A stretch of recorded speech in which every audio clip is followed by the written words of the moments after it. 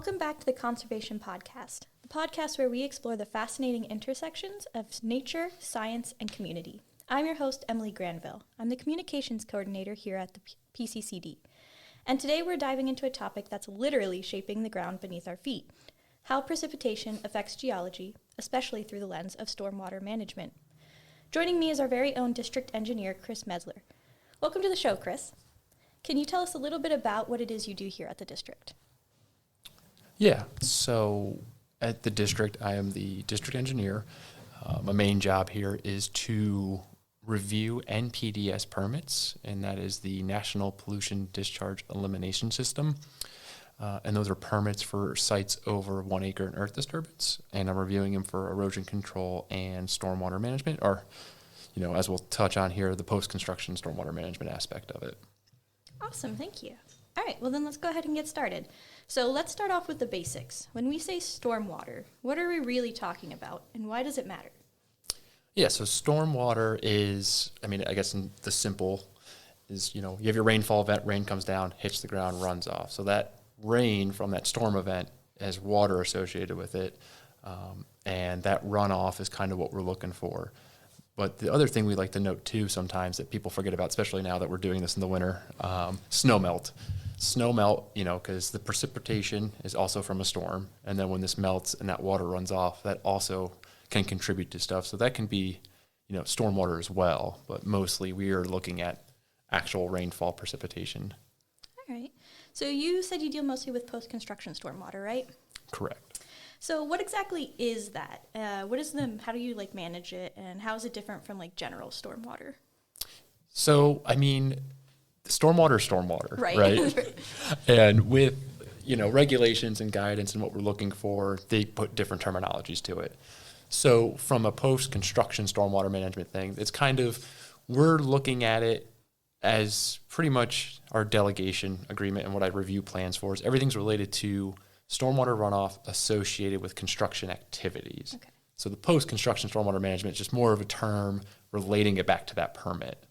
So for that, it's just any stormwater that happens from the development of that site.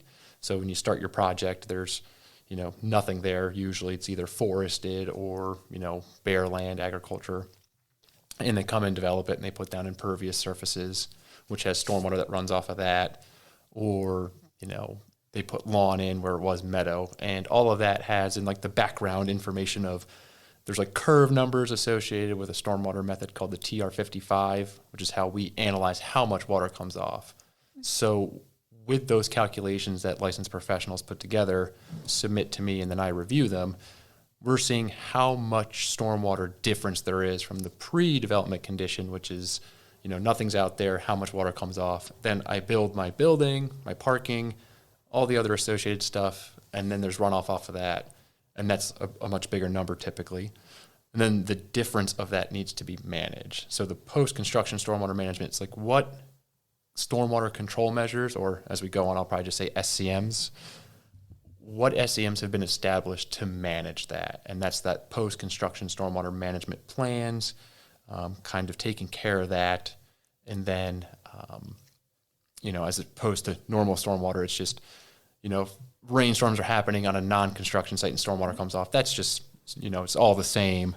But as far as we're concerned here at the Conservation District from a permitting standpoint, once that project's done and closed out, everything becomes normal stormwater again. Right. All right. So you had said that you review plans. What kind of things are you looking for when a developer submits a stormwater plan? So the big thing for stormwater plans is, if you're starting from, like I mentioned before, the pre to post development, you want to make sure that they're accurately reflecting their cover types, making sure that if it is woods, it's woods. If it's meadow, it's meadow. Understanding, too, that with regulations, there are only certain things you can claim in pre versus post, depending on cover types to give you those runoffs. Typically in pre-development, unless there's exceptions, you're not saying that it's lawn. It's usually meadow, forested, or impervious cover, which can be, pavement, gravel, any of that hard surface that water doesn't go through. So one, we want to make sure that kind of baseline starting calculation is correct. So if that stuff's wrong, then their numbers are going to be off. And to then accurately reflect what kind of volumes were coming off, because that's when we're doing the regulations, we look for three things. We're looking for volume management, rate management, and then water quality. We want to make sure the volume is equal to or less than the 2-year storm, and that is, it's a 2-year 24-hour storm event we look for. So that's the amount of rainfall that would happen in a 2-year period, the probability of happening once every 2 years, and over a 24-hour duration. And then for rate, we look for, in Pennsylvania, the rate to be managed equal to or less than pre-development in the post. And that's for the 2-year storm event, the 10-year storm event, the 50, and the 100. So those are kind of like the big events we look for. And then water quality is simply you're making it better than in the pre-development. And the three we focus on is total suspended solids, total phosphate, and total nitrate. And then there's percentages set to like what we need to meet.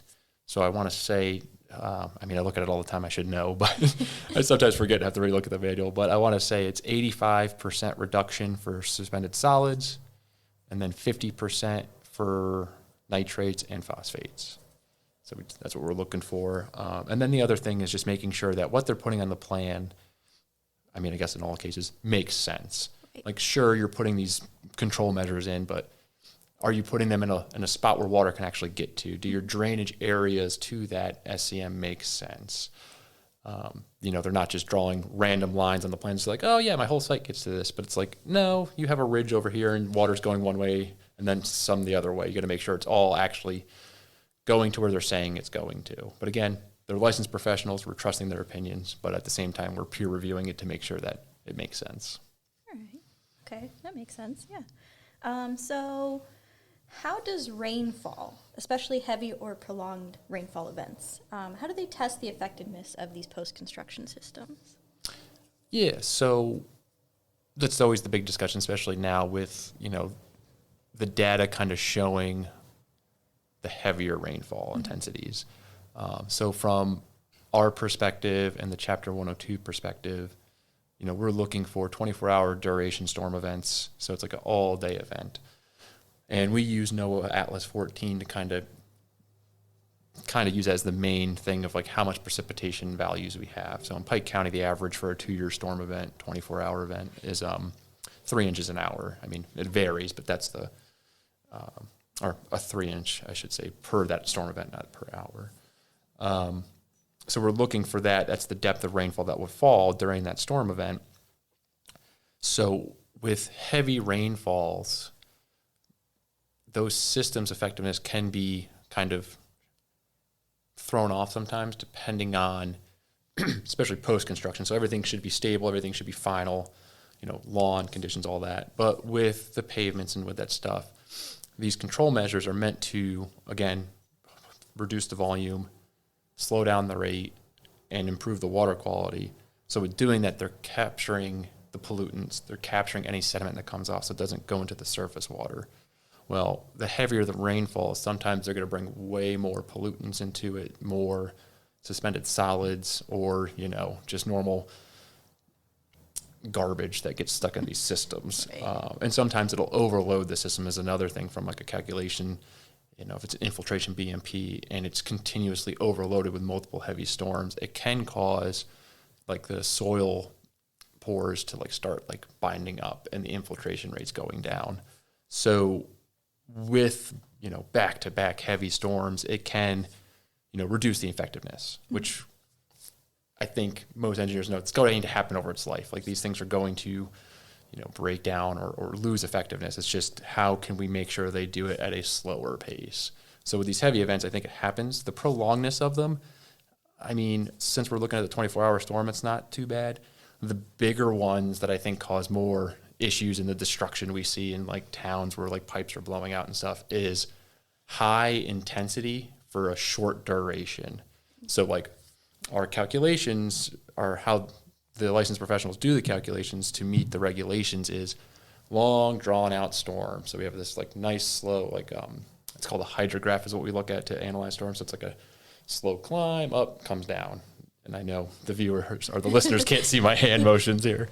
But the ones that really do the damage are the ones where, instead of 7 inches of rain over 24 hours, we're getting 7 inches of rain over an hour. Right. And those are just destroying systems. So I would say the prolongedness isn't so much, but the heavy is definitely the thing that'll ruin that effectiveness or degrade the effectiveness.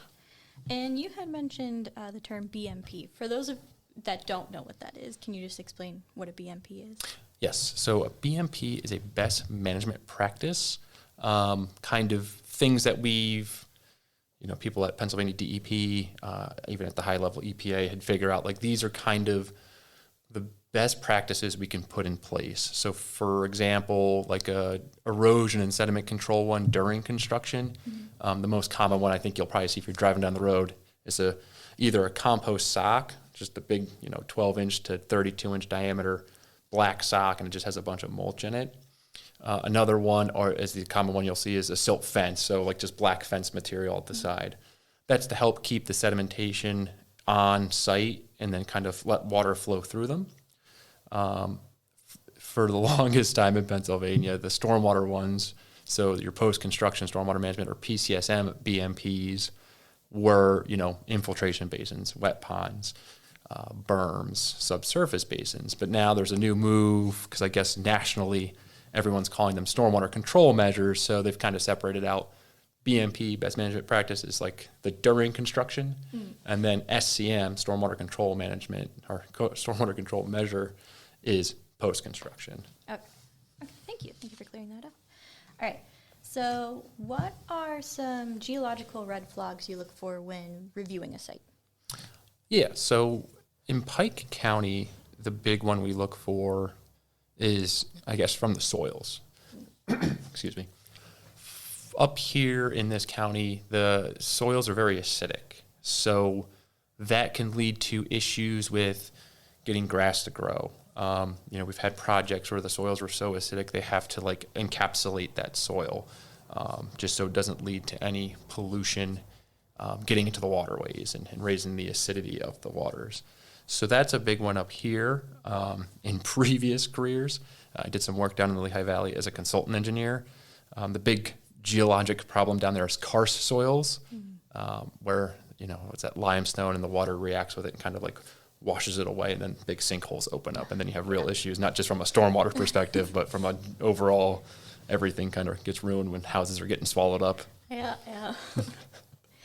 All right, so what about with plans? What are some common deficiencies you see in post-construction stormwater plans? Yeah, I'd say common ones from the technical perspective, or I should say one that I think gets forgotten about is loading ratios. So loading ratios, we're looking at what your footprint, and that's for infiltration BMPs. We're looking at the footprint. I keep saying BMPs, SCMs. One day I'll figure it out, which one's which. But yeah, the footprint, what we're looking at is how much of the site we're getting to that footprint. And there's two components. We look at how much impervious area gets to that footprint, and then also how much of the total drainage area, or how big is the total drainage area.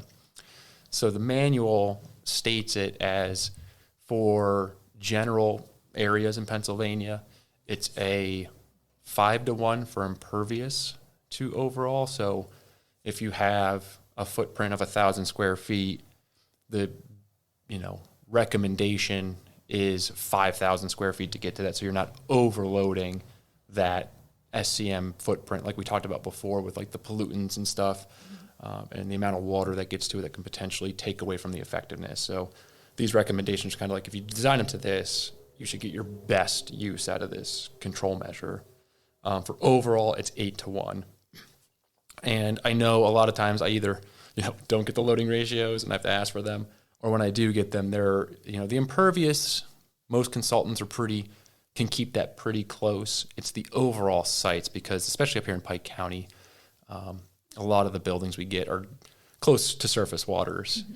But with the hilly topography and stuff, some sites, it can go pretty far above their site. So when they're looking at like an overall drainage area, it's like, this basin's getting way too much water, like never 8-1. It's like, I'm at 22-1. And some of the things they can do is implement like a bypass channel and kind of divert that water around it. But then that brings up another issue sometimes of pushing water to someone else's property in a way it wasn't in the pre. And then that can cause down the road legal issues, but also for us, if not analyzed correctly, we're not trying to let people discharge water to someone else's property in a channelized thing and like toward a house or something. So, not only are we looking at environmental protection, but we want to make sure that any kind of stormwater leaving the site is being, the consultant and the permittee are thinking about what they're doing from a, not just, I guess it's all environmental protection because of the stormwater management, but, there's that ugly thing called legal that gets in the way sometimes too. So we got to make sure everyone's playing by the rules in that front as well. Another thing I think I see a lot is providing access. So people will put these, from a commercial development standpoint, people are trying to maximize their land. I want to maximize profitability, which makes sense. I used to be in that world of designing for them. I get it. But then they'll squeeze everything on there. They'll put this basin in that's probably like 4 feet deep, 5 feet deep, 2-to-1 slope so they can, maximize their land. But then they can't get to it to maintain it. It's like, it's awesome. You put this nice basin in, but how are you going to maintain it? Right. Well, they'll figure it out. And it's always the, they'll take wheelbarrows and shovels down in there. And I was like, man, you're going to make some angry maintenance workers. Yeah. So those are probably the two big ones I see. And then the third is kind of like they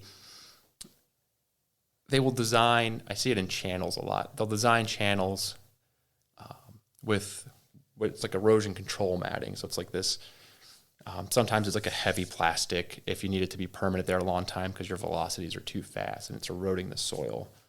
Sometimes it's like a thin plastic with straw in between and it's seeded, and these are how they get grass to grow in a temporary condition. Well, they'll design it and it meets the manual standards. So it's like, yep, you meet everything, it's approved, makes sense to us. Then they get to construction and realize that it's either long lead times to get it, more expensive than they thought. They're breaking up a bunch of rock on site. They're like, I have all the stone, why don't I just stone line the channel, which is an approved method. So that's another one. It's kind of like after the fact, they realize there's resources on the site. Or another big one is they have to cut a bunch of trees down, and they don't want to buy silt sock or compost filter sock because it can be expensive. And they have all these wood chips. Or can I just do a wood chip berm? It's like, yeah, you can. It's just things that like sometimes as a consultant you get caught up in just getting the approval and not like let's fully think out, well, that's fine, you need to get your permit, but also, and they're implementing the right BMPs to get approval, but also let's think about what we have on site and kind of if you're taking down some of these trees and stuff, well, let's reuse them and let's use stuff on site to help you design your site more, I guess, efficiently. So then it's like you get your permit and you're trying to keep costs down for your client. Awesome. Let's see. I'm going to skip a question that I had, and I'm going to go right to another one. Can you give us an example of a time when the geology of an area made post-construction stormwater management especially tricky or surprisingly easy? Yeah, I feel like the surprisingly easy one is probably getting more difficult because, Yeah. as one of my old bosses said, all the good sites are developed. Everyone already figured those ones out, so now it's all the tricky sites are left. I would say like a tricky one I had, again, from this position, I'm kind of looking at other engineers' work and peer reviewing it, but when I was designing, we had a site in the Lehigh Valley, and it was very karst prone. So it was weird, though, because the existing basin on site, we wanted to reuse it. We just had to increase the capacity of it. And it was an infiltration basin by design. And we're like, I don't know how they're infiltrating in a car. I mean, you can sometimes. And you really rely on your geotech engineer to be like, please give me the good guidance of what I can and can't do here. And typically they're like, don't put water in the ground because it's just going to lead to sinkholes. Well, we were kind of laying out what we wanted to do with that basin. And as this, they went out there and did testing and, looking at where these karst soils were. They did this one test called a ground penetrating radar, GPR or GRP. Basically, they put these like systems down and they send like this radar through the ground and it'll tell you where like rock ledges are and stuff, and it can help them better track the kind of underlying geology. I should have brought a geotech with me. They could have went through all this. And they saw that there was just like all these like just sinkholes waiting to happen. And we're like, oh no. And then like during construction, they just started opening up left and right. Like there was an old building on it. They took it off. And because that concrete kind of sealed that section, once they opened it up to the elements, left and right sinkholes were opening up. So I think we were the recommendation, if I remember correctly, this a couple of years ago, was that we could keep doing what it was and do infiltration, which worked nice for us because it was giving good infiltration rates. Because again, the ground was just drinking the water up because it was creating voids. But then we realized after all the sinkholes, we're like, no, we're gonna have to do a line so we lined the basin with I guess it's like some sort of like a rubber material. So we put that down and then kind of treated it. I can't fully remember if we did a wet pond design where it kind of holds water, and then we have an orifice up high, so it just like drains down to a certain rate, and then the rest of that water sits there. It allows everything to settle out for the water quality. So I think we may have went with that option, or we may have done an MRC, because that was a couple years ago where MRC is managed release concept, which is kind of the stormwater control measure I've tried everything else on my site, nothing works, and I still can't meet the regulations. Okay, well, managed release is a good BMP to use, and the folks down there at Villanova University has been giving us all the updates and studies on that, so they're leading the front on that. So I think we may have went with either MRC there or we did a wet pond. But that was like a tricky one that that site we did so much like testing and stuff, and as a consultant I kind of mostly just sat at my desk doing stuff, but the geotech was like, you got to come out here and look at this, like this is insane. So that was a tricky site, but definitely a great, insane too during construction. Some of the things we saw out there, like I think it was like a 30-foot aggregate pier just gone. Oh gosh. Yeah, it's like woof. And the amount of concrete they had to use to fill these sinkholes probably was twice the budget they thought they had. So that was an interesting site. Oh man. All right, well, I think those are like the main questions that I have for you. So now we're gonna do a fun thing. We're gonna play a quick round of plan check or plan wreck. So I'll describe a scenario, and you tell me if it sounds like a solid plan or one that needs a second look. You ready? Yes. All right. So a development on steep slopes with no terracing or erosion control. That one I'm going to go with plan wreck, not only from our point of no erosion control, right, but with steep slope construction, it's always tricky, and to just not, driving an excavator down the side of a slope is not going to do you any justice. Yeah, it doesn't sound very fun either. All right, what about a site with sandy soils and a large infiltration basin? Plan check. Sandy soils, usually great for infiltration, typically speaking. And a large infiltration basin, depending on what their development is, it sounds like they're trying to take into account to mitigate all of their stormwater differences. So from the sounds of it, plan check. Awesome. All right. What about a plan that includes native vegetation buffers around impervious surfaces? Plan check. They're using native vegetation, which is great. And it's kind of what we call a non-structural BMP. So they're using something where they don't have to dig something out of the ground or put a big, concrete basin in the ground. So plan check. You're meeting your stormwater requirements, and you're doing it with, vegetation versus big old concrete vaults. Yes, that one definitely sounds like a good idea. All right, what about a retention basin placed over shallow bedrock? That one's a little trickier. And I say that because infiltration basins are considered a type of retention basin. Granted, they're not always holding water back for a long period of time. So with that, per the regs, there's what's called a limiting zone that they have to stay at least 2 feet above, and that shallow bedrock would be a limiting zone. So if the plan was with an infiltration basin, plan wreck. But if the plan was with a wet pond, which is going to hold the water, limiting zones don't matter then. Okay. So plan check. So it depends on what type of basin they're proposing. Okay, a little tricky, that one. All right, what about a plan that assumes zero maintenance after installation? Plan wreck, at least do the justice of giving me the plan notes and say you're going to maintain it, but plan wreck. All right, so we talked a little bit about stormwater management, or post-construction stormwater management. We did our little game. So now I want to talk about some conservation in action. So how does stormwater runoff impact local ecosystems and communities? Why should we care about it? From a community standpoint, I mean, we see it more and more, I think, today with flooding and flooding issues and kind of a lot of the infrastructure that was in place. I mean, in rural areas like Pike County, Wayne County, where I live, some stormwater was thought of, but not at the scale of, I think, the build out that's happening in a lot of these small towns and rural areas. So from a community standpoint, I mean, if there's none in place, we're seeing more and more flooding happening because of just impervious surfaces being built. And the tough thing is from a DEP standpoint, if you're under an acre, you just have to meet the ENS requirements of, keeping sedimentation on site. And you kind of don't need to meet Chapter 102.8, which is the stormwater requirements. So when you have a bunch of people just building under an acre impervious over time, it just builds up and builds up.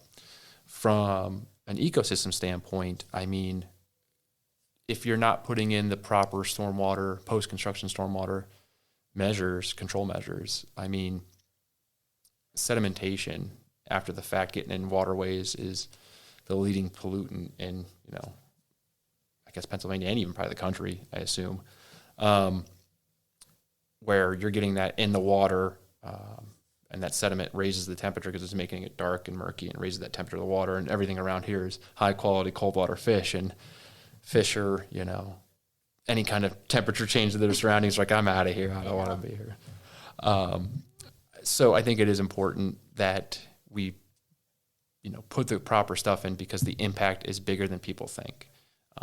Stormwater itself, I don't think is bad, but obviously everything it runs off from to get to the surface water is going to cause that problems. Right. So how does post-construction stormwater management help protect local geology and ecosystems? Yeah, so kind of alluded to there with putting in the proper control measures. We're managing that volume, we're managing that rate, we're managing the water quality. So in helping protect those surface waters with those control measures, the best that they work is making sure we're not getting those floods. So sizing your SCMs appropriately to hold back those storms and release them at a slower rate or equivalent rate to what it was pre. And then, the rate and kind of a lot of these discharge or the outfalls of these SCMs have energy dissipators. So that helps stop the accelerated erosion. So for the geology aspect, it's not, okay, well, I did put a basin in and now I have an outfall pipe. So it went from, let's say this area of drainage had 200-foot wide span. It's typically the water over that, it's called sheet flow, real thin, it's spaced out. Very typically non-erosive. Well, now you have this basin where you're pumping it into a 24-inch pipe or a 12-inch pipe, and it's just a straight channel. Well, that's going to accelerate erosion much faster. So making sure the proper things are in to protect that too, so then we're not causing sedimentation after construction. Like during construction, you have an open site, it's going to happen. I mean, you just try to stop it the best we can. That's why we call them best management practices. Let's try our best to not get those in the surface water. But post-construction, you're hoping everything's, whether it's impervious surface, so there's no, open soil, or vegetation or rocks to make sure there's no open soil. But if you don't protect those outfalls, and then you're going to have that erosion. So we're hoping that with those stormwater control measures and that's thinking about that stormwater management, it'll help protect those surface waters and keep the quality up. Right. Awesome. Okay. And so you had mentioned flooding earlier. Can you share a success story where stormwater engineering helped protect land or prevented flooding? I had a project in the consultant life that I wasn't directly involved with. I did help with the calculations and stuff, but it was a big site, and a lot of it was open at one time to build the commercial sites they were trying to build. And there was a discharge off the site into this little unnamed receiving surface water. And the water coming out of the site, it was such a large site.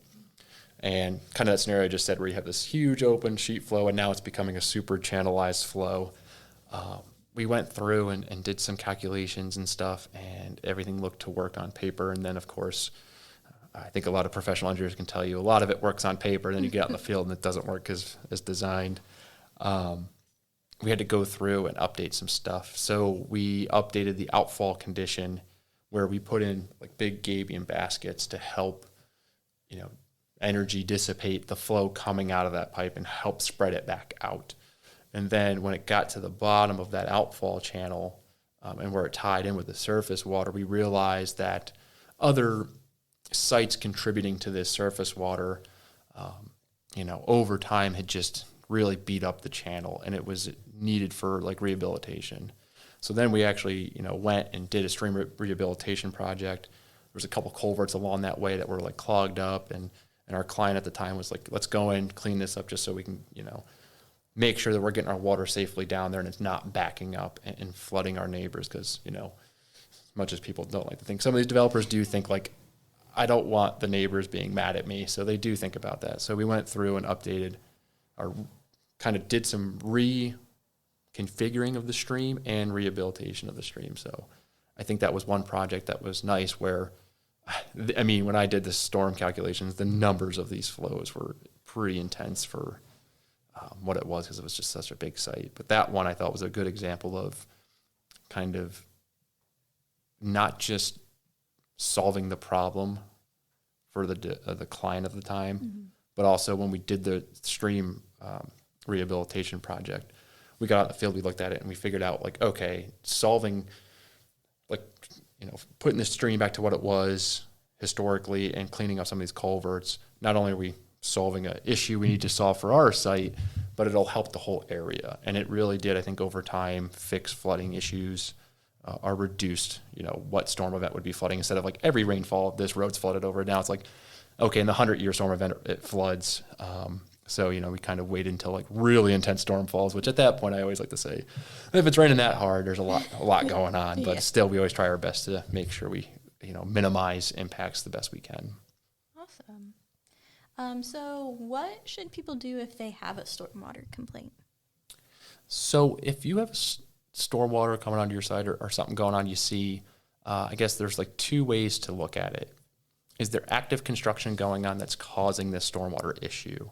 If so, reach out to us here at Pike County, or if you're in a different county, reach out to your county conservation or DEP. They could help you. If it's a site that's already been built for years, and water's coming off or happening, go to your municipality. We're only per our delegation agreement, we only have jurisdiction over construction activity stormwater. If it's non-construction activities, then go to your municipality. There's like the Act 167 that kind of covers that the municipality has like those requirements to look at that stuff. And they can guide you in a better direction. Awesome. All right, and finally, how can everyday people help reduce stormwater impact in their own backyards? That's a good question. I would say if you're looking to do stuff on your property to help, if you would like, a good one is putting like a little rain garden and just a little depression to catch some of the water, maybe catch it from impervious surfaces, because that's usually where the most sedimentation or any kind of pollutants come off potentially, because we park our cars on there and they've driven all over the place and stuff like that, or when we wash our cars. So putting it in a rain garden is nice, and it's a little depression, 6-inch deep maybe to hold some water, a foot deep overall. Put some nice meadow plantings in there and very water tolerant plants, and some people make them look great. Another thing is just like a little retentive grading. Put a little berm down on the low side of your property, catch some water and let it slow down before it gets off your site. Or the big one from a water quality perspective is fertilization. I know a lot of people want to use fertilizer on their plants to, get the grass to grow in and have this nice manicured lawn, which is great. But if you can, try to reduce the use if you can, because that, not that I'm an expert on it, but I'm led to believe, and I agree with it, that, all those, chemicals in those fertilizers that being washed off lead to these algae blooms that we're seeing a lot of nowadays. Right. Awesome. All right. Well, this has been a great conversation. Thank you so much for sharing your insights and stories. So it seems like stormwater might seem like a rainy day nuisance, but clearly it's a powerful force that shapes our land and our lives. If you enjoyed this episode, don't forget to share it with your fellow eco-curious friends. All our episodes are available on our website, pikeconservation.org, as well as on Spotify and YouTube. To stay in touch with us and find out more about our upcoming events, newly released podcast episodes, and tips and tricks for conservation at home, follow us on Facebook, Instagram, and YouTube. And don't forget to sign up for our monthly e-newsletter, which you can find the sign up link for at the bottom of our website. Thanks for listening.